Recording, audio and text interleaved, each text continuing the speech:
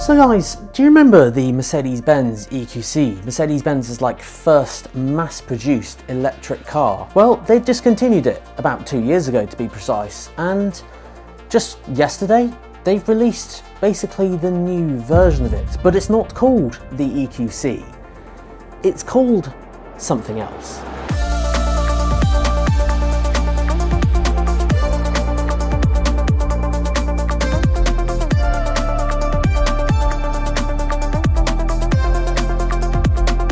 Yes, this is the brand new Mercedes-Benz GLC with EQ technology, literally just announced yesterday. It's following the new nomenclature that Mercedes-Benz are using on their cars. And nomenclature basically is a fancy way of saying the naming of things. So traditionally, all their electric cars, their electric lineup beforehand, were called EQA or EQB or EQC, EQE, EQS. Basically it had EQ and then another letter in front of it. But now on some of their latest cars, such as the CLA, this is now referred to as CLA with EQ technology, and now this car, the GLC with EQ technology. But you could kind of reference it as almost like an EQC version 2 or Mark II.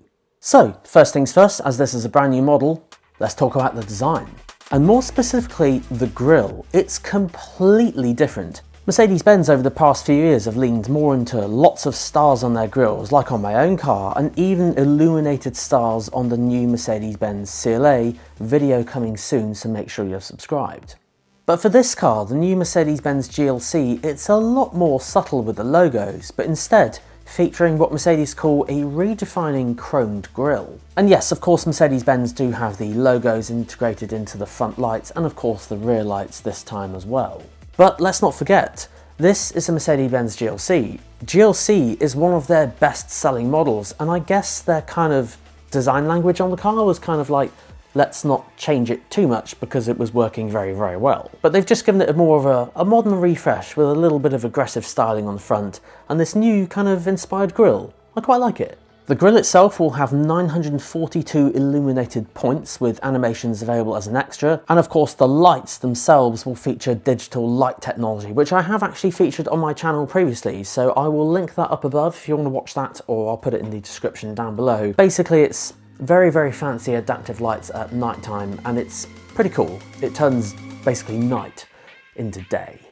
For the inside, first look at this. This is a newer styled version of the MBUX Hyperscreen, and apparently is the largest screen in a Mercedes-Benz to date.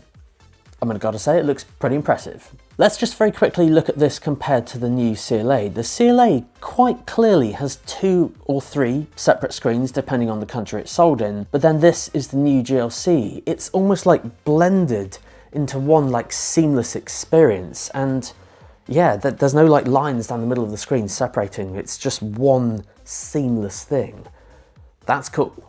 This looks to be the latest generation of MBUX, so this will be generation 4, with of course MBUS running in the background with the chip architecture that Mercedes-Benz have been showcasing in their latest CLA. To run this size setup, Mercedes also now use a Unity game engine to power the graphics, which on certain configurations allows the passenger to literally watch video content on the screen in front of them. And I know what you're thinking right now.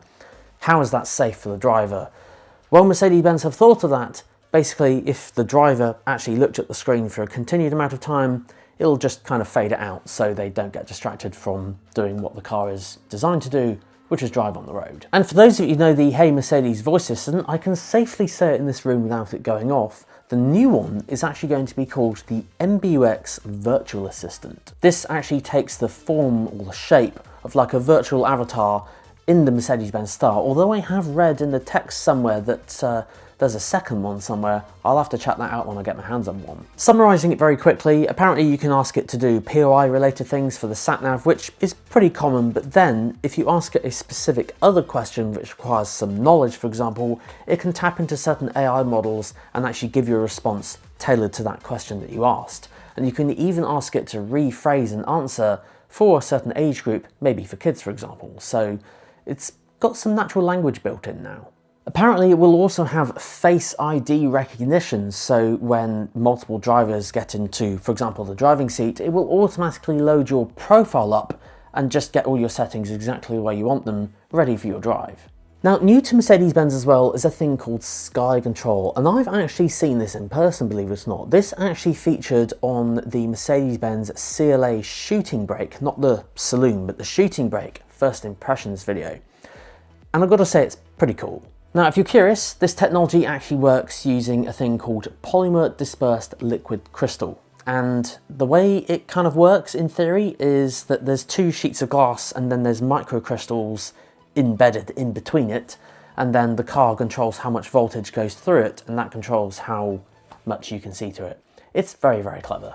Then of course we get onto the technical data of this car. Now, I was actually at a motor show literally just a few days ago, and I was talking about this car, and I was thinking, this car really does need to start with a 4 for its range, for it to be, you know, quite competitive. And yeah, Mercedes, they didn't disappoint. The range of this car actually goes up to 443 miles, that's 713 kilometers, which we just need to factor in here. The Mercedes EQC was quoted at, what was it, 260, 250? Quoted, and then in real world it was like 220, 215, maybe 210. But this, at 443 miles, that's a significant leap. And yes, I know 443 miles in the real world, it's going to be around 400. That's still quite impressive. Let's not forget, that's basically what petrol engines do.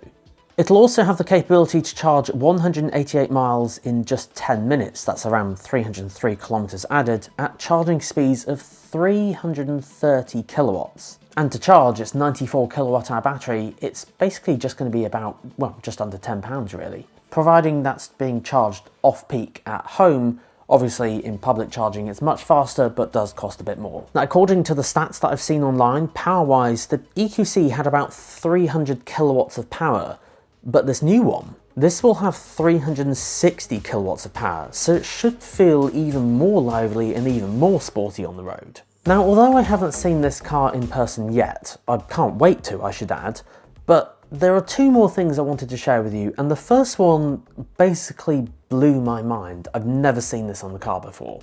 So if you heard of the Mercedes-Benz S-Class before, that's their flagship car. It's super luxurious on the inside, and the ride performance of that with how floaty it is on the road, it's just superb. But why do I bring this up? Well, because apparently Mercedes-Benz are going to take their suspension from the S-Class, which is officially known as Airmatic, and they're going to put it in the GLC, but they've got a trick up their sleeve to make it even better. And I need to read this from their website because this is insane. I'm just going to read this and then I'll explain it. The dampening adjustment is based on car-to-X information from a Mercedes-Benz vehicle driving ahead, which is transmitted in real time via the mobile network to the Mercedes-Benz cloud and anonymized. Car-to-X denotes communication between vehicles and with traffic infrastructure.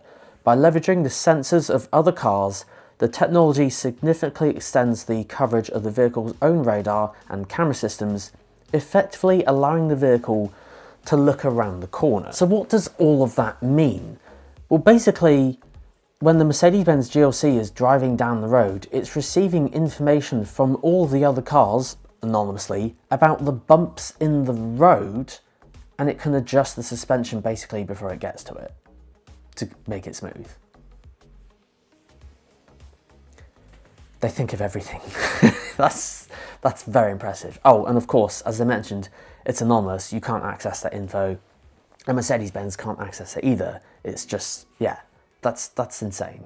Now, for those who either love your Mercedes-Benz, you will have heard of Active Distance Assist Distronic before. That's like Mercedes-Benz driving assistance package. It's this package here, which is found on quite a few cars. Of course, the price does vary. There's a new thing coming out on this car. And if you notice all the names just shown here, MB.Drive Assist, MB.Drive Assist Plus, MB.Drive Assist Pro, these are all new things with new technology. And take a listen to the equipment list. It'll feature up to 10 external cameras, 5 radar sensors and 12 ultrasonic sensors to offer first-class performance from the advanced driving assistance systems, which basically powers Mercedes' new driving assistance tech. I guess this car's going to be fitted with lots of self-driving tech, but it's not going to be, rolled out to every country in the world just yet because of regulations things, but apparently will be available in USA and China and can drive from point A to point B, well, autonomously. So it's going to have the stuff built in it ready. This is turning out to be quite a cool car. I need to see it. So to summarise guys, range 443 miles based on Mercedes-Benz GLC platform, which is one of their best selling models. I don't know what the price is just yet because this is the announcement. Mercedes-Benz always do this. They announce a car and then the pricing is kind of released like a few months later. So don't ask me in the comments. I don't know the answer, but as soon as I know, I will post about it on YouTube. So of course, make sure you hit that subscribe button. But I am curious, what are your thoughts, guys? Let me know in the comment section down below. If you enjoyed this video, let me know in the comment section down below. And of course, I will keep you in the loop as always on anything new Mercedes-Benz related. Guys, thank you so much. Until the next time, see you then.